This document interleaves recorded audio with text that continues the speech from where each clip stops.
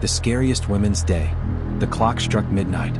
The town of Ravenshade had always held its Women's Day festival with pride. A celebration of the women who shaped their history, the day was marked with laughter, music, and bright lanterns lining the streets. But this year, something was different. This year, the town had made a terrible mistake. They had forgotten her. At first, it seemed like an ordinary night. The festival lights shimmered, and the streets echoed with joy. Then, one by one, the lanterns flickered out, leaving only darkness. Then came the whispers. Soft at first, carried by the wind, but then louder, more distinct. They didn't belong to anyone in the crowd. Something else was there.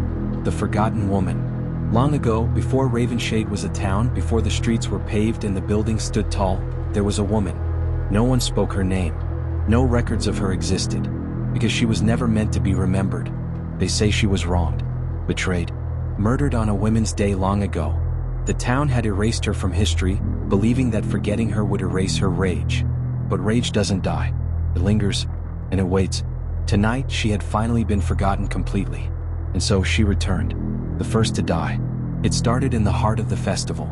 A woman named Claire stumbled backward, gasping for air, her eyes wide in terror.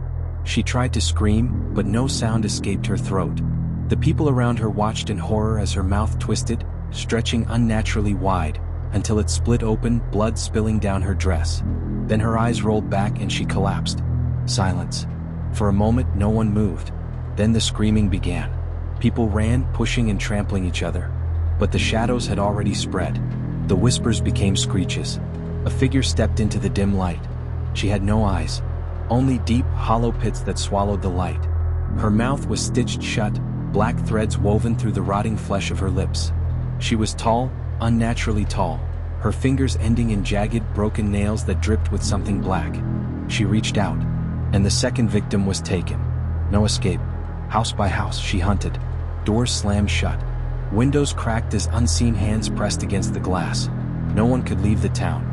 The road stretched endlessly, looping back to where they had started. The air grew heavy. People collapsed, unable to breathe. The ground shifted beneath their feet, turning to soft, rotting flesh. Some begged for mercy. Others prayed. But she wasn't listening. She never had been. Because this wasn't about revenge. This was about feeding. The curse that never ends. The town was found the next morning. Or rather, what was left of it.